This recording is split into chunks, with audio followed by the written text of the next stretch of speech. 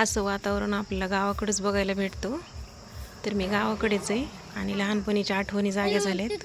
आम्ही लहानपणी असं चिंचेचा मोहर काढून खायचो शाळेतून जाता येताना. तर मी आज चिंचेचा मोहर घेतला आहे भाजी बनवायची.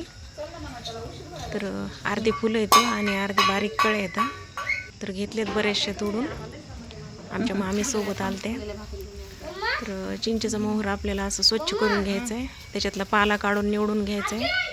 त्याच्यावर मधमाशा असतात तर कीडबीड काही नसते, खराब नसतो आहे. तर मी स्वच्छ धुवून घेतलं आहे 2 पाण्याने. आणि आपल्याला त्याची भाजी बनवायच्या अगोदर आपल्याला गरम पाण्यात वाफवून घ्यायचं आहे, शिजवून घ्यायचं आहे थोडासा 5 मिनिट. तर मी इथं शिजवायला घातलं आहे. बघा कलर बदलला लगेच गरम पाण्यात टाकलं कीच. आणि आमची आई पाऊस पडला आहे तर अशी भाजी उगवली शेतात. तर ती भाजी निवडते. शेतातून भाजी आणली. पावसाळ्यातल्या पालेभाज्या खाल्लेल्या चांगल्या असतात शरीरासाठी. आणि ही भाजी उकडून झाली आता आपली. अशी पाण्यातून काढून घ्यायची आपल्याला. आणि मी अर्धीच बनवणार आहे ह्याच्यातली.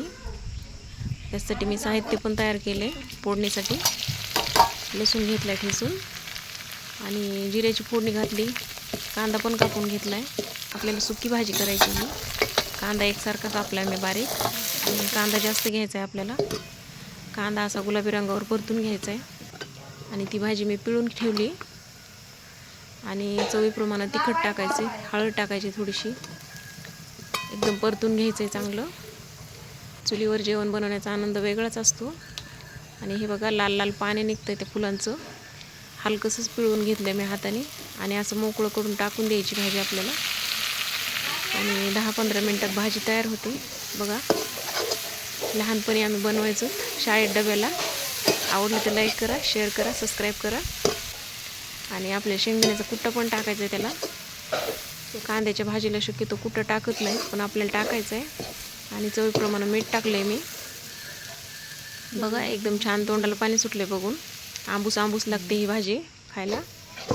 आणि आता चुलीतलं जाळ महागे सारलं आहे आणि हारावर राहू द्यायची आता आपल्याला थोडीशी.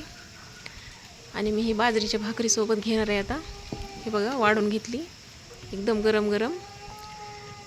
चला धन्यवाद.